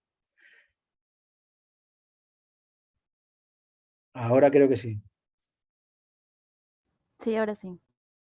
Muy bien, pues como iba indicando, este es el suroeste del Nevado Hualcán. Disculpas por el error. Tiene 6.122 metros de altura hoy en día. Y aquí podéis ver las lenguas glaciares. Esto que estoy marcando, la parte de abajo de los glaciares se confunde un poco más con el paisaje porque son de color gris los glaciares. ¿vale? Los glaciares, si veis fotos de un glaciar, tienen penitentes, formas producidas por la ablación diaria, por la fusión o la sublimación diaria de los glaciares, y por eso tienen ese color gris. Pero a partir de una determinada altura, que más o menos debe estar a unos 5100, más o menos, porque además me la sé, por la altura de la ELA, pero está a 5100 metros por encima, vemos que los glaciares son de color blanco porque están cubiertos por la nieve que ha caído el último año. Esa nieve que ha caído el último año, entre 1 y 10 años, puede tardar, pero se va apelmazando como consecuencia de su propio peso. Si recordáis los típicos cristales de los copos de nieve, cuando esos cristales tienen procesos de fusión y recongelamiento diarios y se van reduciendo el tamaño de los cristales hasta que al final forman una masa de hielo, como un cubito de hielo, solo que con rocas dentro. Bueno, pues toda esa parte alta del glaciar, además estaba explicando que, por ejemplo, donde estoy señalando ahora, ahí no hay glaciares, es demasiado vertical y la nieve se cae, o los glaciares. Entonces lo que hay son avalanchas que alimentan a los glaciares que hay debajo. Pero lo que quería comentar es que por encima, esa altitud es clave, es la altitud de la línea de equilibrio de los glaciares expresa de una con maravillosas ecuaciones matemáticas cómo se relacionan los glaciares con el clima, hasta tal punto que nos permiten conocer cómo era la precipitación y la temperatura en el pasado, reconstruyendo esa altura de la línea de equilibrio de los glaciares que hemos datado en el pasado, pero también son la mejor estimación de qué va a suceder con los glaciares de Perú en el futuro. Imaginad, cuando esa altura, que es una altura, metros sobre el nivel del mar, ¿qué pasará cuando esa altura esté por encima de la cumbre de la montaña? Que todos los glaciares en esa montaña estarán en una zona donde van a dominar los procesos de ablación y se van a derretir en el plazo de tiempo que el clima necesite para derretirlos, pero no se va a regenerar el glaciar. Entonces, ¿qué va a suceder con los glaciares? Pues la tendencia de esta altitud de la línea de equilibrio es que ascienda, más o menos, imaginad que puede ascender, pues cada año puede variar, ¿no? Pero puede ascender, pues desde mediados del siglo pasado puede haber ascendido 40, 50 metros. Entonces es un ascenso relativamente rápido que se acelera y bueno, pues lo que va a ocurrir es que en los próximos, pues es que depende muchísimo de qué seamos capaces de hacer como especie y de la cantidad de gases de efecto invernadero que sigamos emitiendo. Si seguimos en el escenario actual, pues lo normal es que la ELA ascienda por debajo del volcán y desaparezca la mayor parte de los glaciares de Perú y se conserven tal vez los del Nevado Huascarán, porque el Nevado Huascarán pues, es mucho más alto. Pero bueno, yo confío en que se lleguen a adoptar políticas, sobre todo vuestra generación y las siguientes, que lo vais a ver muy crudo, como se diría en donde vivo yo. ¿Cómo se diría esto en Perú? Nada chévere. Chaqueta, vamos a ver el planeta bastante chaqueta, como se diría en Arequipa, y entonces pues va a depender pues de que votemos opciones de gobiernos que hagan algo de verdad. En fin, la ciencia nos avisa. Y vosotros sois científicos y científicas en formación, así que por favor, haced algo. Gracias. Ahora hay otra pregunta de Enrique. Eh, ¿Cree usted que en algún futuro existirá una correlación entre las desglaciaciones y los microplásticos que prácticamente están en todo lugar del mundo? ¿Cómo se llamaba quien ha hecho la pregunta? ¿Has dicho? ¿Le repito la pregunta? No, ¿cómo se llamaba la persona? Es que no me... Enrique. Enrique, una pregunta muy buena. Para mí, bueno, aparte de la pandemia que estamos viviendo, del cambio climático con todas sus consecuencias que tiene, que hay muchísimas. Nosotros hemos pasado ahora 3 veces por la ola de frío y nieve más grande que ha habido en registros históricos, donde estoy yo, con 60 centímetros de nieve a una altura, no es como Lima, pero casi 600 metros de altura, y pasamos de repente a una ola de calor. Yo creo que eso tiene que ver con el incremento en las ondulaciones del jet stream, bueno, un montón de cuestiones, pero después de esos problemas, para mí la contaminación por plásticos es uno de los mayores problemas que tenemos, porque es que, como él seguro que sabe, en la sal marina hay microplásticos, nanoplásticos, Incluso he llegado a ver en estudios que han detectado en el agua evaporada que va a las nubes microplásticos. Los nanoplásticos son tan pequeños que van ya en el agua que se evapora. He visto fotos de plásticos en nuestras células. ¿Qué significa? Que los plásticos, claro que están seguros en los glaciares, los microplásticos. ¿Y en qué pueden afectar a que se derritan los glaciares? Pues pueden afectar sobre todo en relación con el albedo, que como todos sabréis, el albedo es máximo con la nieve, es la capacidad que tiene una superficie para devolver la radiación solar a la superficie, a la atmósfera, a la troposfera, y es máximo con nieve recién caída y mínimo en el mar. Entonces, por ejemplo, también es importante el área de ablación. Los procesos naturales se retroalimentan y la zona de ablación de los glaciares, que es gris, pues tiene un albedo más bajo. Entonces, ¿en qué medida pueden afectar esos albedos? Bueno, la verdad es que le afectan más otro tema que estudian algunos colegas de Perú, por ejemplo, mi amigo Wilmer, hacen estudios muy buenos, que es la presencia de carbono negro en los glaciares. Y eso lo ves, vas a los glaciares, yo al principio no sabía qué era eso, pero ahora ya cuando lo entendí lo ves, y ves que hay partículas pequeñitas de carbono negro procedente, por ejemplo, de los tubos de escape de los vehículos, que se depositan en los glaciares y alrededor de esa partícula se forma un hoyuelo con agua líquida, porque lo que están haciendo es cambiar el albedo, solamente de esa parte, pero así poco a poco van favoreciendo el incremento en la deglaciación. Entonces, yo creo que todo forma parte de un sistema que es el que va asociado a nosotros como especie. Hubo un momento, imagino que lo sabréis, que la atmósfera, la primera gran contaminación que hubo en el planeta y que provocó la primera gran extinción de vida, ha habido 6 extinciones hasta ahora, la primera ocurrió hace, eh, hace más o menos unos 1000 millones de años, más o menos, y fue la contaminación del oxígeno. Es cuando empiezan a aparecer eh, algas cianofíceas, plantas unicelulares que hacen la fotosíntesis y de ahí viene todo el oxígeno que hay en la Tierra hoy en día. Ese pues más o menos es un 20%, ¿no? Más o menos de oxígeno que hay. No, perdón, un 20% de nitrógeno y oxígeno, y no me acuerdo de la proporción entre ambos, vosotros seguro que sí, tened en cuenta que son aquí las 11, pero todo eso proviene de una gran contaminación que extinguió todas las formas de vida unicelulares y dejó solamente vivir a las formas de vida celulares que respiraban. Gracias a esa extinción y a esa contaminación estamos hoy aquí, y a otras muchas que ha habido después. Pero a nosotros lo que nos importa ahora es qué va a pasar, ¿no? Pues llevamos nosotros como especie esa carga también enorme y estamos siendo capaces de afectar la atmósfera de la Tierra y al clima, pues yo creo que de una manera que no ha habido otra especie capaz de hacerlo desde las algas cianofíceas, que contaminaron así con oxígeno. En fin, muchas veces en ciencia pasa que te hacen una pregunta y lo que haces es responder con nuevas preguntas. Perdón. Habría que hacer un estudio que sería muy interesante del contenido en microplásticos de los glaciares. Y seguramente además tienen que ser glaciares muy microplásticos, nanoplásticos muy microscópicos, porque recordad que tienen que haber entrado en el ciclo del agua, evaporarse, formar parte de las nubes y luego caer con la precipitación. Que ya he leído yo algún artículo que habla de eso, pero tienen que ser muy pequeñitos, con lo cual en el glaciar pues no es fácil verlos, habrá que verlos a escala microscópica. Gracias por la respuesta. Esta pregunta de Jacqueline dice muy buenas tardes, señor José. Primeramente agradecerle por todos los conocimientos que nos ha brindado. Quisiera saber si se han hecho estudios de carbono negro en glaciares en el Nevado de Coropuna. Una pregunta muy buena, Jacqueline. Ha habido proyectos, yo en el Coropuna lo conozco muy bien, es donde he visto esos carbonos, ese carbón negro, pero la mayor parte de los estudios se han hecho hasta ahora en la Cordillera Blanca, estudios que se hayan publicado, y los estudios, sé que hubo un proyecto financiado por Fondesit de la UNSA, pero no he visto que haya habido todavía ninguna publicación. Entonces, pues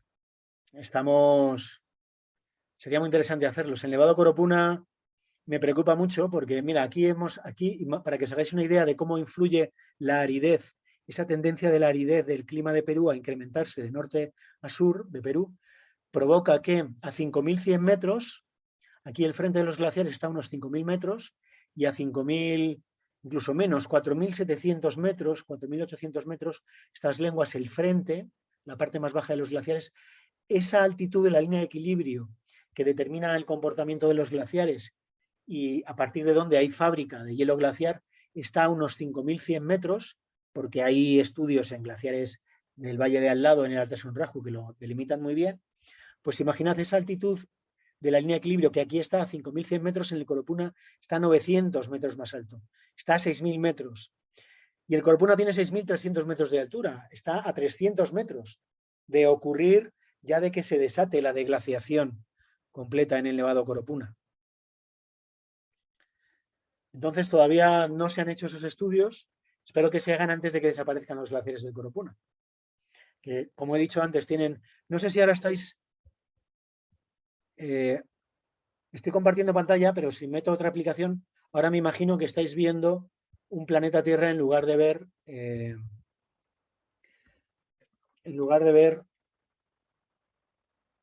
la presentación de diapositivas. Sí, se aprecia el programa. Este es un programa que se llama ArcGIS Earth, os lo recomiendo, es gratuito y se ve bastante mejor que Google Earth, aparte de tener otras aplicaciones. Como me conozco Perú mucho mejor que cualquier otro lugar, pues rápidamente me voy al Coropuna. Y en el Coropuna están pasando cosas alarmantes. Tenemos el Coropuna. Fijaos cómo se ve muy bien estas imágenes que hay ahora, cómo se ve cómo hay lenguas enteras que ya están de color gris. La altura de la línea de equilibrio está ascendiendo ya hacia las cumbres, ¿veis? Por aquí. Y además se está deglaciando por la parte de arriba, ya el Coropuna. Coropuna es un volcán activo. Esta roca, este flujo negro que hay aquí, es una lava muy larga que ya sabemos, está datado por dos equipos independientes, por métodos independientes. Esta tiene 2.000 años de edad, esta tiene 700 años de edad y esta es más antigua, tiene 6.000 años de edad. Esas cronologías para un volcán son muy pequeñas y de hecho es un volcán muy peligroso el Coropuna, porque en caso de tener una nueva erupción, ya ha ocurrido hace 700.000 años, pues se provocaría un huaico que bajaría hasta Camaná. Se ven, fijaos cómo se ven aquí, esta forma de abanico que hay en la salida de Camaná, todo eso que gracias a esos abanicos se pueden haber chakras ahí, pero provienen de que esos sucesos han ocurrido en el futuro. La pregunta era sobre el Coropuna. Y bueno, sobre todo la respuesta que tiene que ver con la pregunta más es que esa altitud de la línea de equilibrio está mucho más alta en el Coropuna que en la Cordillera Blanca. Fijaos cuando ese color gris invada todo el Coropuna, pues va a desaparecer. Por cierto, esta imagen es buena y es nueva y es buenísima. Se ve muy bien.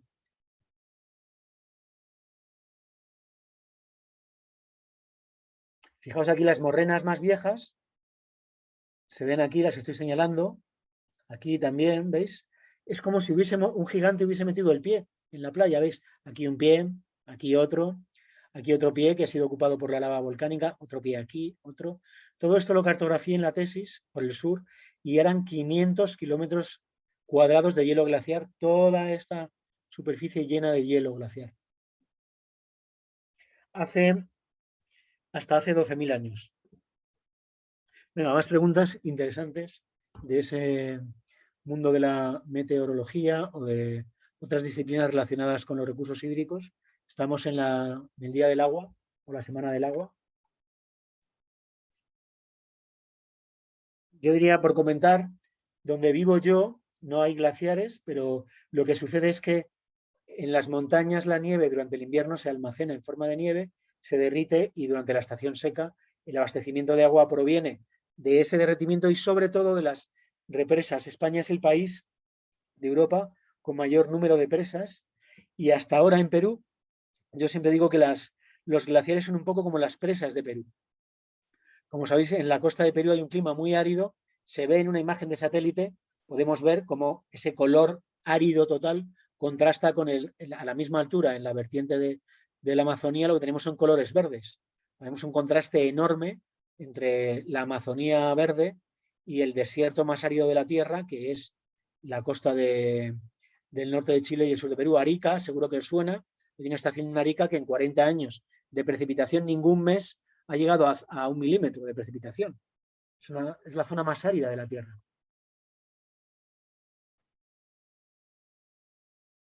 Se ve muy bien en el color. Luego, fijaos el cambio que hay cuando llegamos al Ecuador, la corriente de Humboldt ya apenas se desvía desaparece, se disipa, se desvía hacia el centro del Pacífico y mirad qué cambio hay en el clima, se ve en la vegetación.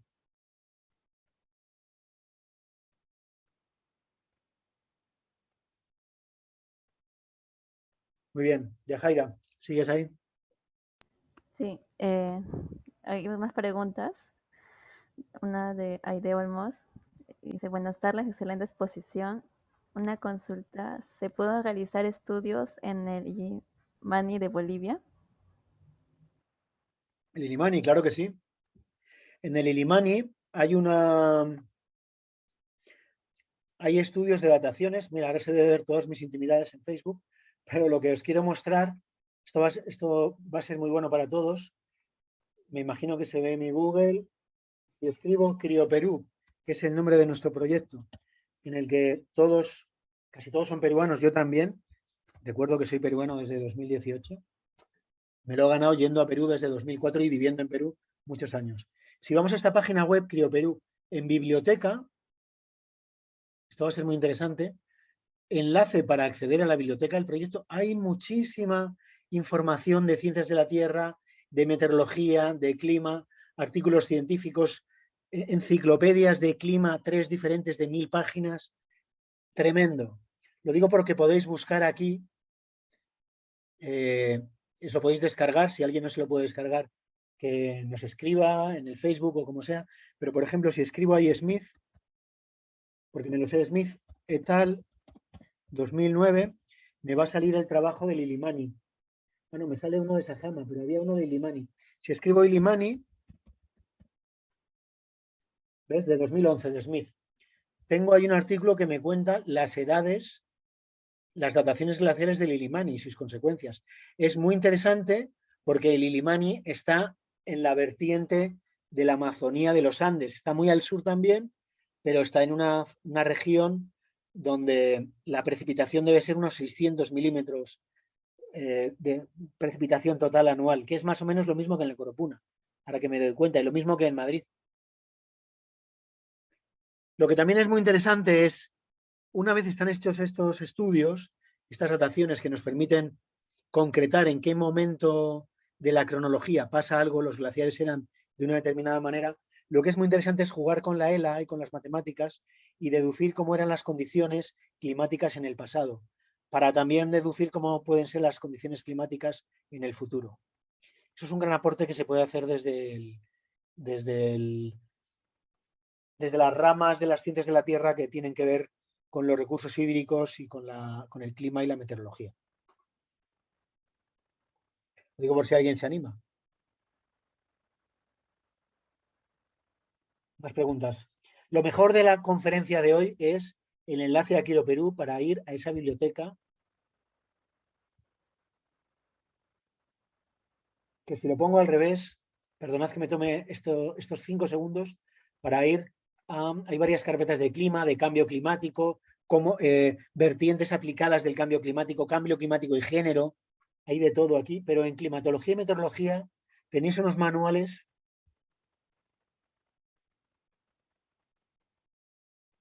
de climatología y meteorología, excepcionales. Por ejemplo, Espere, de 2004, 1000 páginas.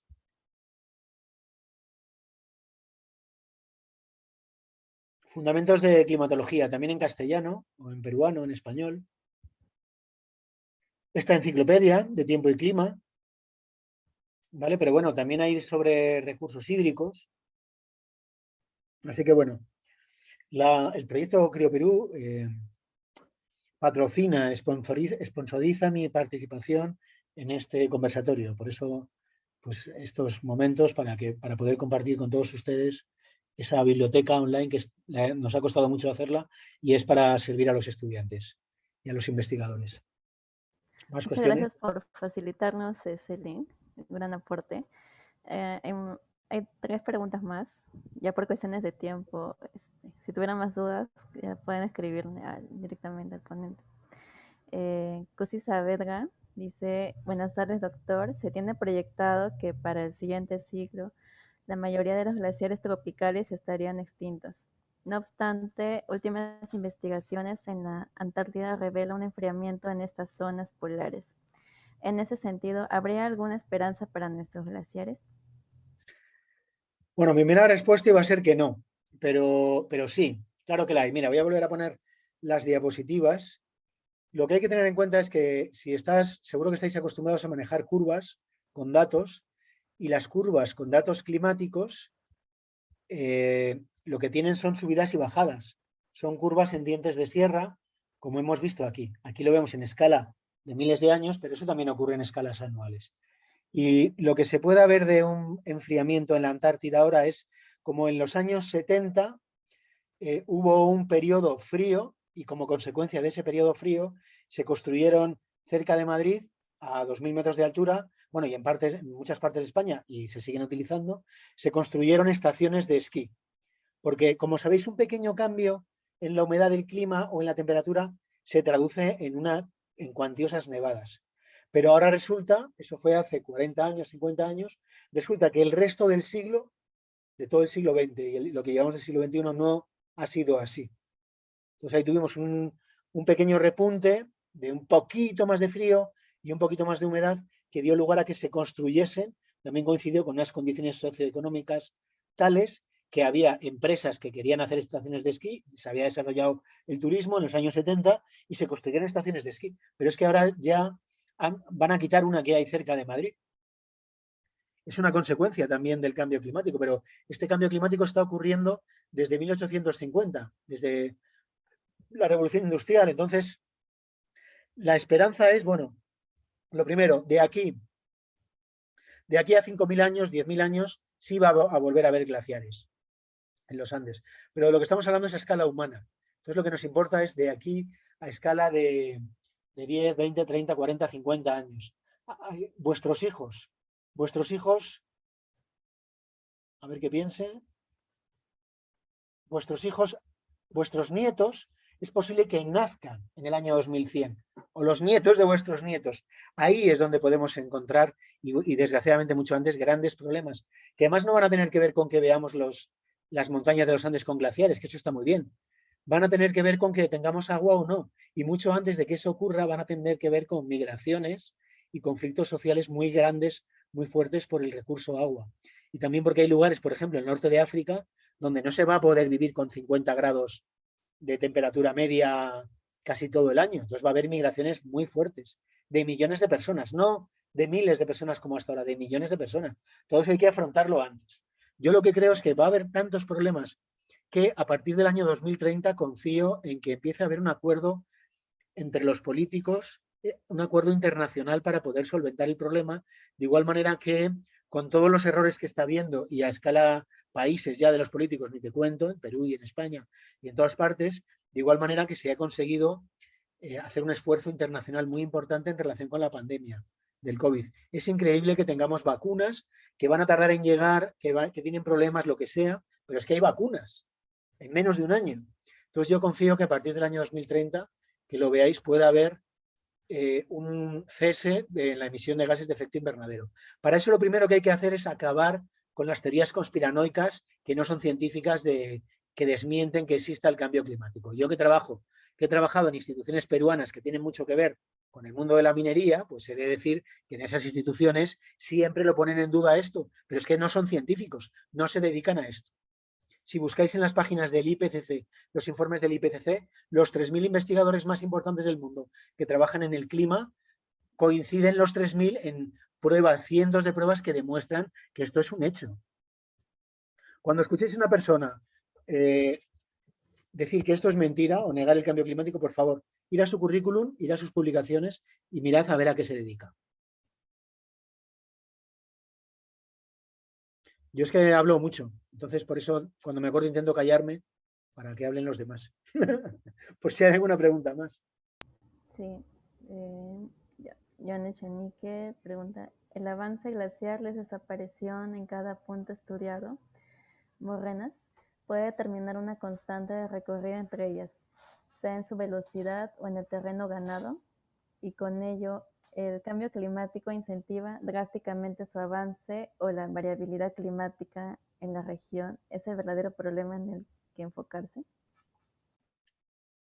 Bueno, yo creo que los glaciares tienen un indudable interés paisajístico, eso es muy importante. Muy importante, cualquiera que hayáis ido, por ejemplo, un lugar muy fácil de ir, id, porque va a cambiar mucho de aquí a 10 años. Yo he visto cómo ha cambiado en los últimos 10 años. Id a la Cordillera Blanca, a hacer trekking. Bueno, hoy no, ahora no. Pero dentro, esto va a pasar. Dentro de unos años os recomiendo que lo hagáis, porque tiene ese contacto con las montañas, con la naturaleza, es algo muy personal y al mismo tiempo es algo maravilloso. Si ya duermes, yo lo he hecho, dormir en esos sitios y ver el cielo estrellado y los glaciares es impresionante. Pero aparte de eso, tiene un interés por los recursos hídricos, porque los glaciares son indicadores del cambio climático global, pero lo que podemos sacar con esas tasas de deglaciación punto a punto, metro a metro, como retroceden los glaciares, lo que hay que tener en cuenta es que necesitamos fechas. Entonces, por eso a mí me gusta distinguir entre glaciares actuales y paleoglaciares. Para mí, glaciares actuales son todos aquellos glaciares que podemos ver con fotografías aéreas, con imágenes de satélite. Las imágenes de satélites son solo hasta los años 70 y las fotografías aéreas hasta los años 50 y solamente hay 1 o 2 vuelos en Perú. De ahí para atrás son todo paleoglaciares, que los podemos reconocer pues por sus morrenas y podemos saber las fechas por dataciones. Entonces, lo que quiero decir es que ese retroceso, a partir de cuando vamos más allá de los años 70, pues no lo tenemos tan... Es muy puntual, pero nos da una información muy útil para conocer cómo era el clima en el pasado. Entonces, con respecto a si está influyendo, bueno, localmente es posible que, por ejemplo, el Coropuna haya pasado de tener 500 kilómetros cuadrados de hielo y nieve a 50, pues claro, hay un cambio en el albedo tremendo que afecta localmente, o sea, puede llegar incluso a afectar el clima regional. Pero la gran dinámica que afecta al clima global es la presencia de gases de efecto invernadero, que recuerdo, pongo la diapositiva, no es algo nuevo. Lo que es nuevo es el incremento que hay de gases de efecto invernadero, porque a las partículas por millón, a ver si consigo ver el ratón ahí.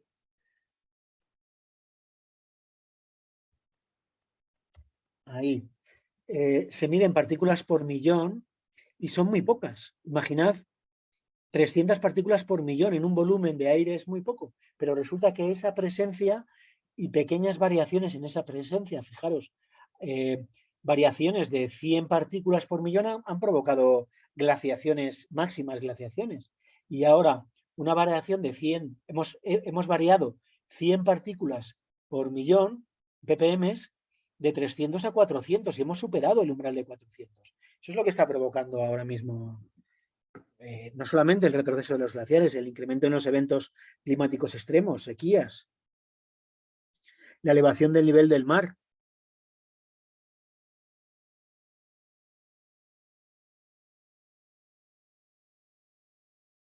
Entonces, en realidad, hay muchos desafíos, porque la pregunta tenía que ver con los desafíos. Hay desafíos que tienen que ver con conocer mejor las cronologías de los glaciares, porque no es lo mismo los glaciares de la cordillera occidental de Perú, donde hay un clima, que los glaciares de la cordillera occidental de Perú, donde hay otro. Luego, eso hay que contrastarlo con datos de espeleotemas, de cuevas, por ejemplo, datos de humedad y de temperatura de diferentes fuentes, datos paleoclimáticos, los datos paleoclimáticos a los que me he referido antes. Y luego es muy interesante el modelado de cómo evolucionan los glaciares ahora en escala de décadas y cómo pueden evolucionar en el futuro. Y eso se puede hacer con ecuaciones matemáticas que relacionan, fundamentalmente relacionan temperatura y precipitación y a lo mejor insolación a través de la latitud, pues con el balance de masa glaciar, con que los glaciares crezcan o decrezcan. Bueno, hay ya una última pregunta de Andrea Miranda, que dice, buenas tardes, profesor. Los cambios en la dinámica de la circulación termomarina podrían causar inviernos más fríos en la zona norte. ¿Eso podría permitir una mayor acumulación de nieve? Sí, gracias por la pregunta. Por cierto, voy a ver si me consigo, me voy al Wilson de Madrid y me consigo unos auriculares con lucecita en el micrófono, como los que tiene Yajaira, y ya una imagen de fondo así tan bonita del planeta de noche, ¿no es? Bueno, esta pregunta es muy interesante. Eh, por eso antes yo he dicho que tal vez dentro de 1000 o 2000 años los glaciares avancen de nuevo, porque me estaba refiriendo al derretimiento de los glaciares. En el peor de los casos puede que se ocurra dentro de 200 o 300 años. Si vemos el planeta Tierra, todavía tenemos en el planeta Tierra grandes glaciares regionales. Estoy abriendo ArcGIS Pro. No, perdón, quería abrir ArcGIS Earth. Ahí estamos viendo en pantalla, creo, ArcGIS Earth, Sudamérica. Y tenemos dos grandes glaciares regionales. Hemos visto antes una diapositiva donde veíamos toda la parte de Norteamérica cubierta de glaciares. Estos lagos, los grandes lagos, fueron generados. El hueco que rellena ese agua fue generado por procesos de sobreexcavación glaciar. Pero hoy en día tenemos todavía, sobre todo en Groenlandia, tenemos una masa de hielo muy grande cuyo derretimiento va a afectar, puede afectar a la corriente termoalina.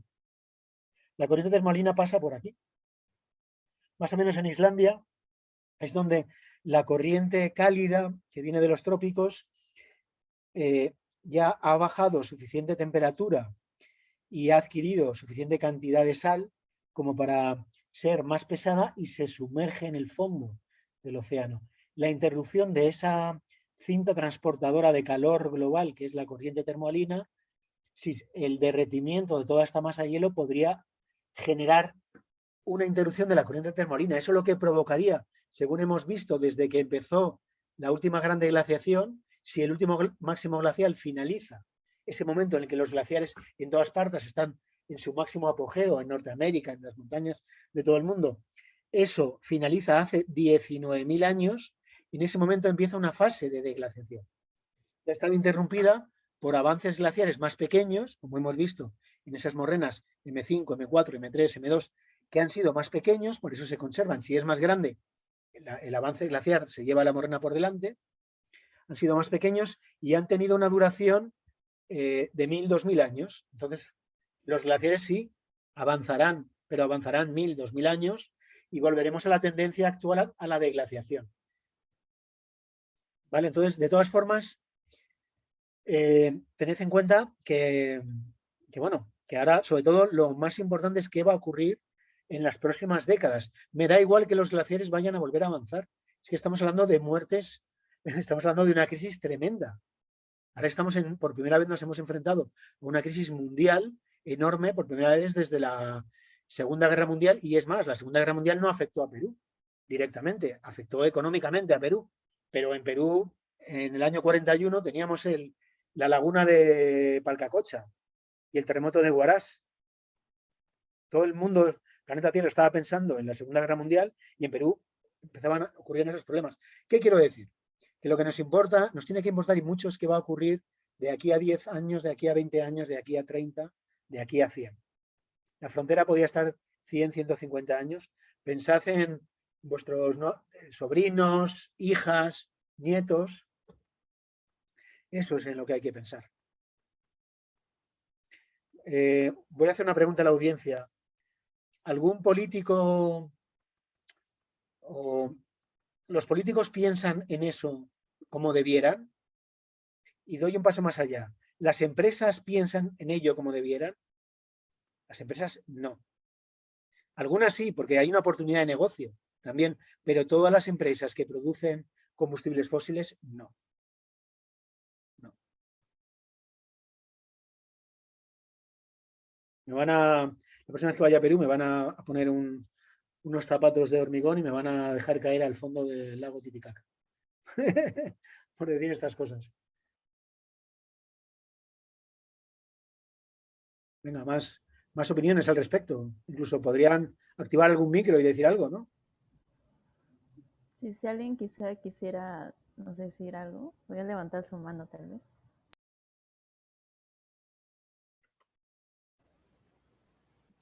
Sí, chicos, en realidad está desactivado el audio, sé que lo saben, pero pueden levantar la mano y vamos a poder activar sus audios, solamente la persona que levante la mano, para que pueda ser un poco más dinámico todo.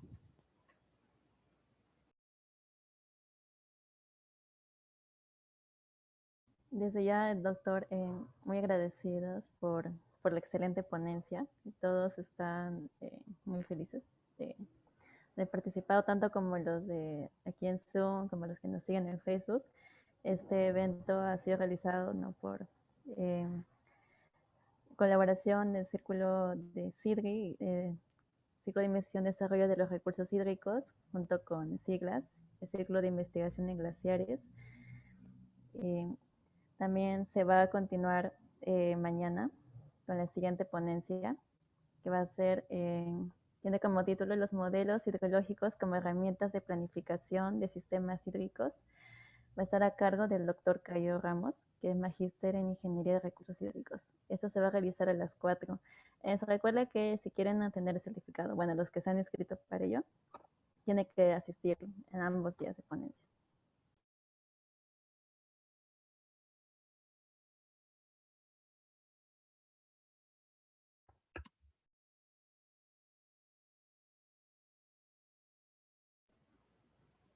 Sí, doctor, muchas gracias por la presentación del día de hoy.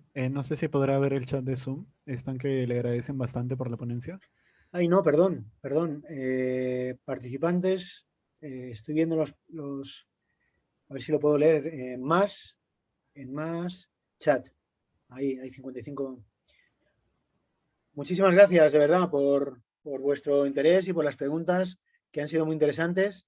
Ojalá, ojalá se pueda colgar, ¿no?, en algún sitio y lo podamos compartir en el Facebook de Creo Perú también para que la gente conozca que existe esta iniciativa tan buena de los círculos de investigación de la Universidad Nacional Agraria La Molina.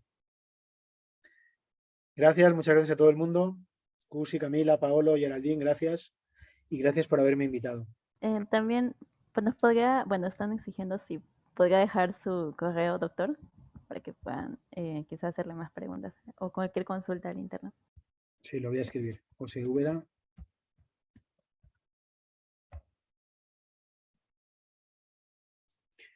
Vale, y también tenemos una página de Facebook, a lo mejor pueden escribir ahí, que es Creo Perú, que es donde me gustaría publicitar un poco más esta semana del agua. Por eso he pedido antes el enlace.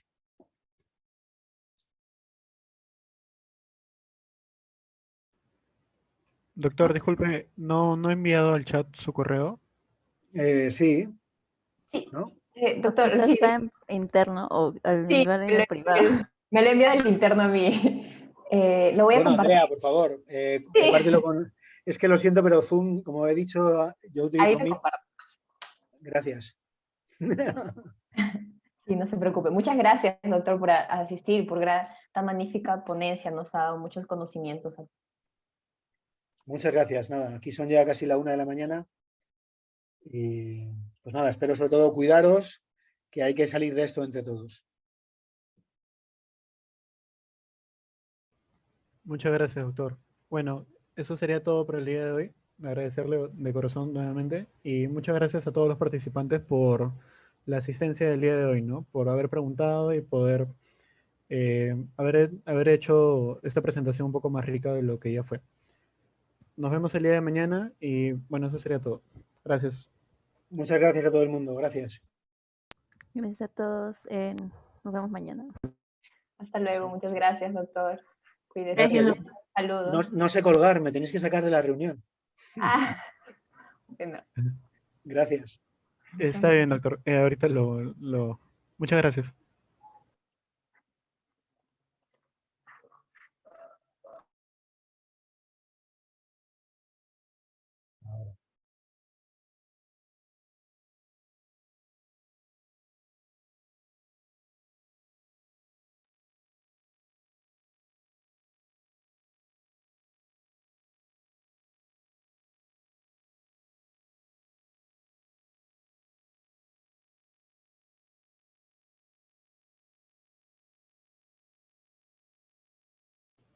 Muchas gracias chicos por la participación el día de hoy. En pocos segundos vamos a pasar a cerrar la sala.